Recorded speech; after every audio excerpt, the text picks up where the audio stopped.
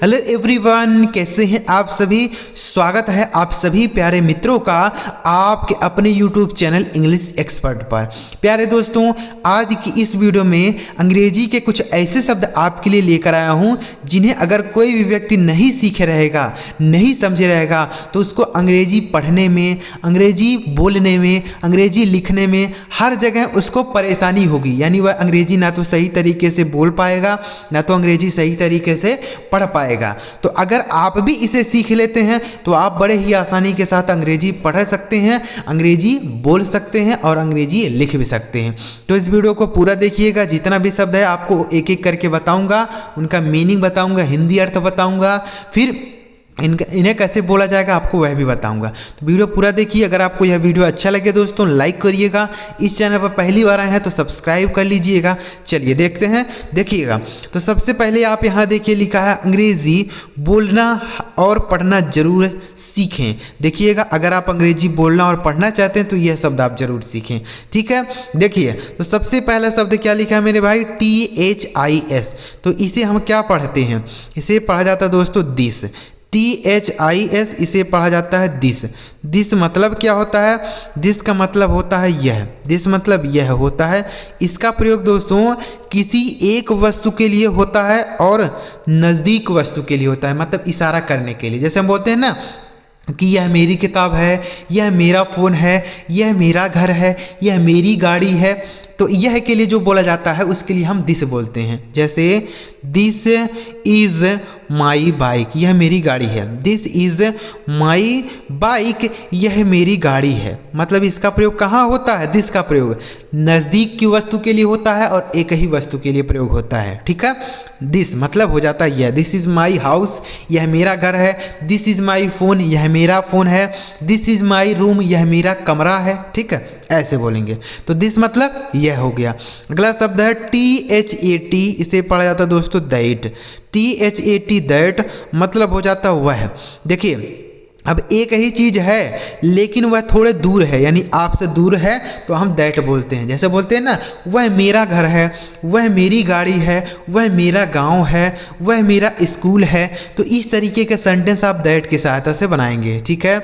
जैसे वह मेरा स्कूल है, दैट इज़ माई स्कूल, वह मेरा स्कूल है, दैट इज़ माई स्कूल, ठीक है। वह मेरा गांव है, दैट इज़ माई विलेज। वह मेरा घर है, दैट इज़ माई हाउस। वह मेरी गाड़ी है, दैट इज़ माई बाइक। ऐसे बोल सकते हैं। तो ये एक चीज़ हो लेकिन थोड़ा दूर हो तो हम दैट बोलेंगे, और वही चीज़ अगर नज़दीक हो तो हम क्या बोलते हैं, दिस, ठीक है।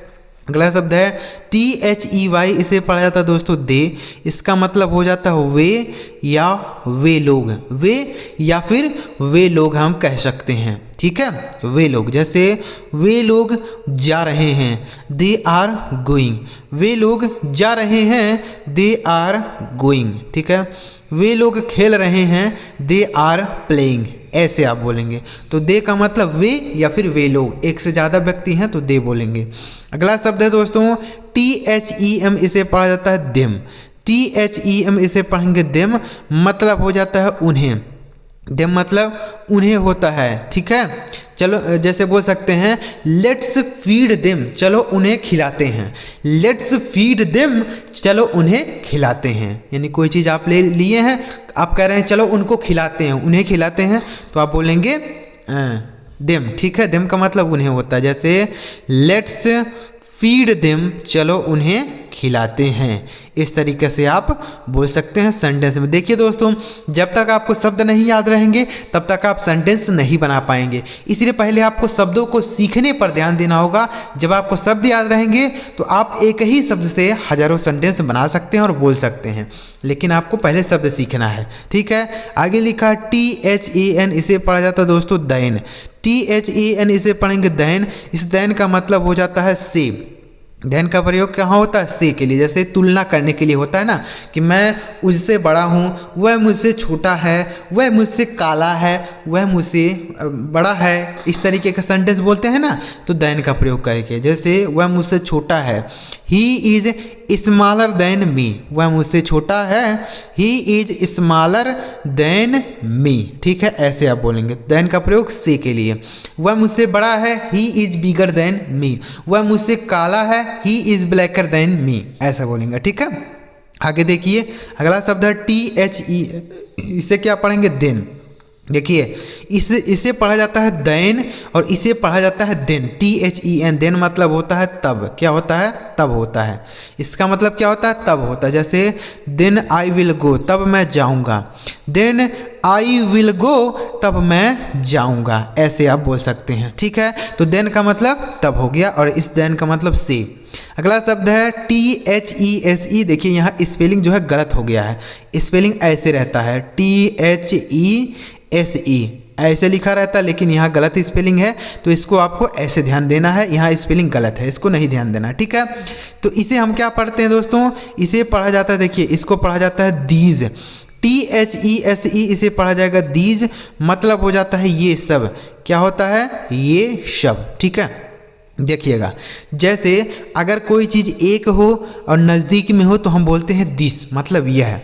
अब मान लीजिए एक से ज़्यादा होगा तब क्या बोलेंगे, तो हम वहाँ दीज बोलते हैं, मतलब जैसे ये सब मेरी किताबें हैं, दीज आर माई बुक्स, ये सब मेरा फ़ोन है, दीज आर माई फोन्स, ठीक है, ये सब मेरी कलमें हैं, these are my pens.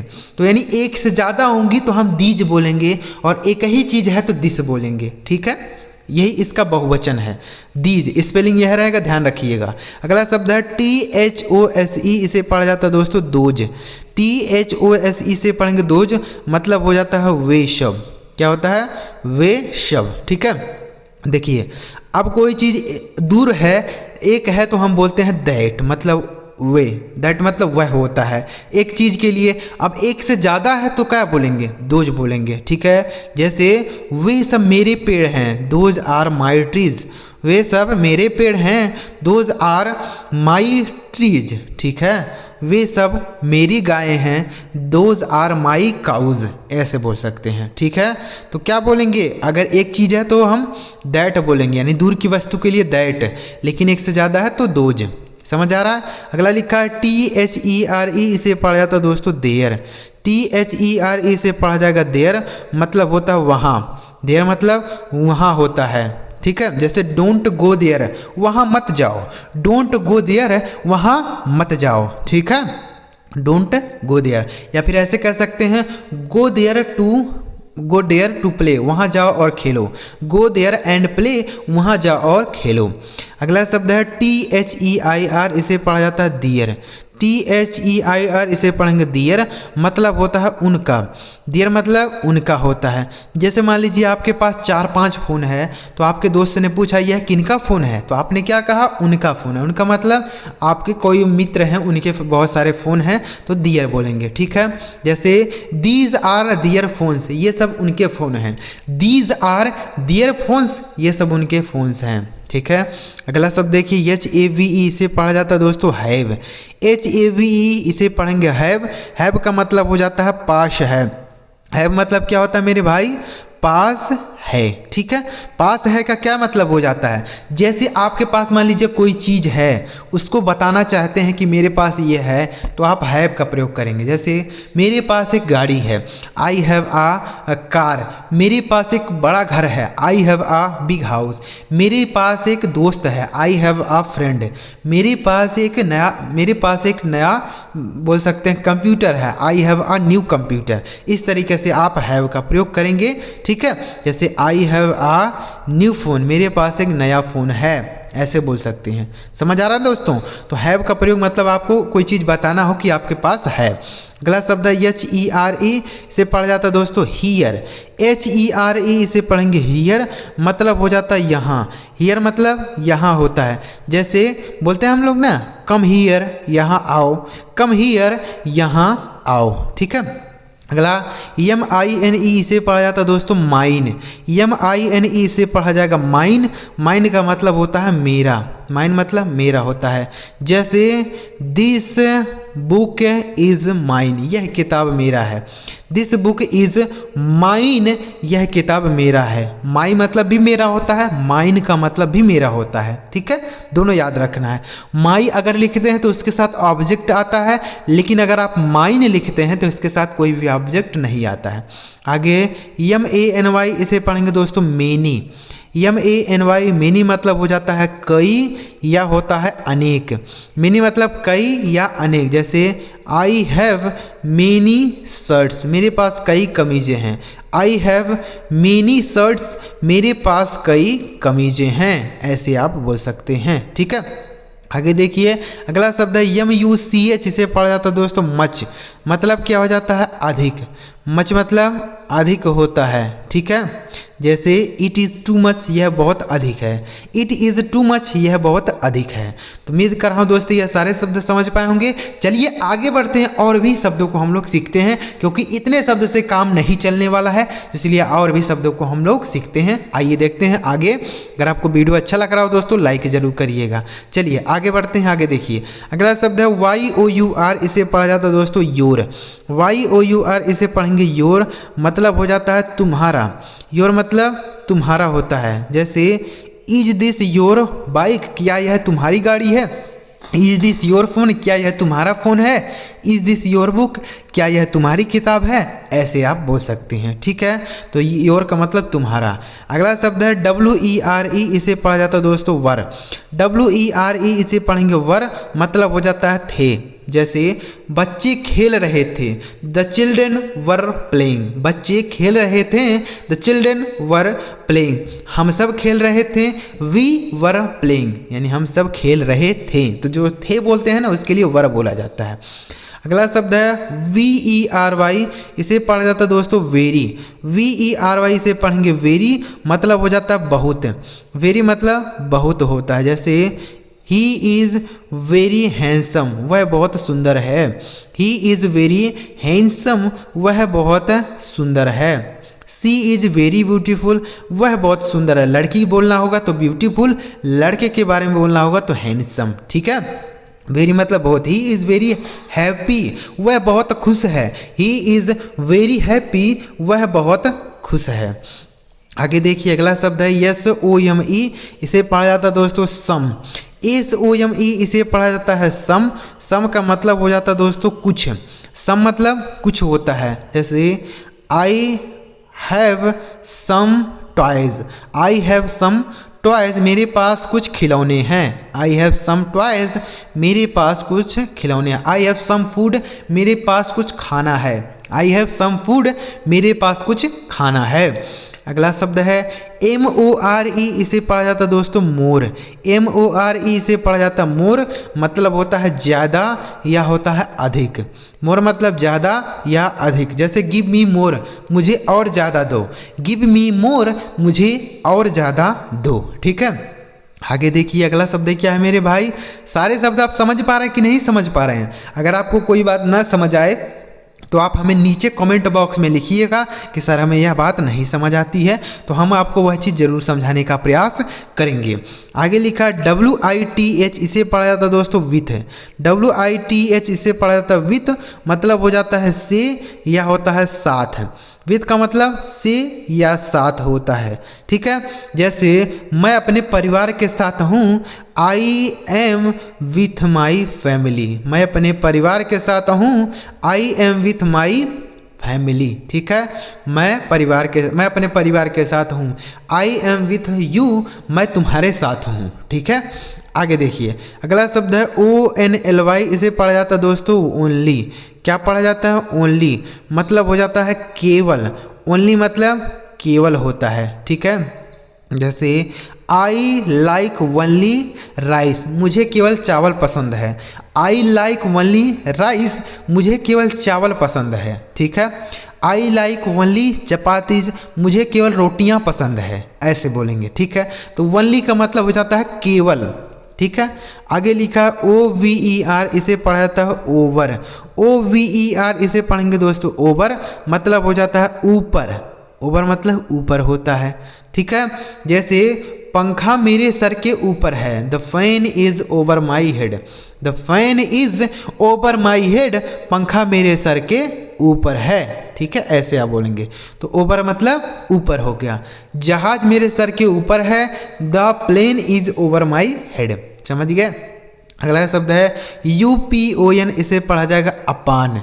UPON इसे पढ़ा जाएगा दोस्तों अपान, मतलब हो जाता है पर या ऊपर। ठीक है, पर भी होता है या ऊपर। जैसे देखिए ऑन मतलब होता है पर, लेकिन यहाँ लिखा अपॉन, इसका मतलब होता है कि कोई चीज़ अगर गति में है तो उसके लिए अपान बोलेंगे। जैसे बिल्ली मेज पर कूद गई, तो क्या बोलेंगे, the cat jumped upon the table, यानी बिल्ली मेज पर कूद गई।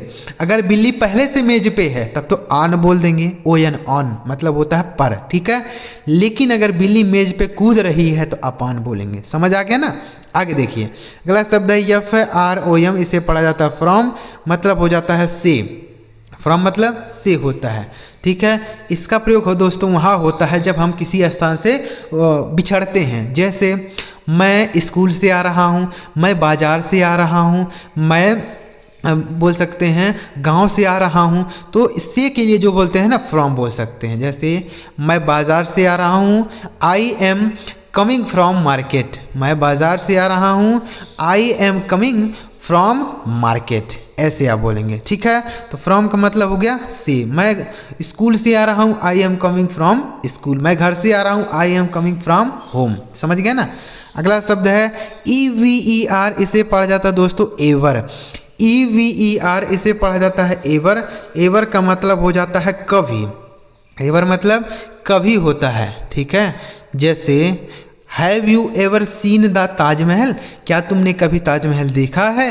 Have you ever seen the Taj Mahal, क्या तुमने कभी ताजमहल देखा है, ऐसे आप बोलेंगे। ठीक है, तो एवर का मतलब होता है कभी, लेकिन अगर इसी में यन लग जाता है, यानी EVER, तो इसका मतलब हो जाता है कभी नहीं। क्या होता है, कभी नहीं। नेवर पढ़ा जाता है इसे, और इसको एवर। समझ गए ना। नेवर मतलब कभी नहीं, और एवर मतलब कभी। अगला शब्द है EACH, इसे पढ़ेंगे दोस्तों ईच। EACH इसे पढ़ा जाएगा ईच, मतलब हो जाता है प्रत्येक। ईच मतलब प्रत्येक होता है। जैसे divide the Apple of each boy, प्रत्येक लड़कों में सेब को बांट दो। Divide the Apple of each boy, यानी प्रत्येक लड़कों में सेब को बांट दो। ठीक है, वैसे आप बोलेंगे ईच मतलब प्रत्येक। ठीक है, आगे लिखा है DOWN, इसे पढ़ा जाता है दोस्तों डाउन। DOWN इसे पढ़ेंगे डाउन, मतलब हो जाता है नीचे।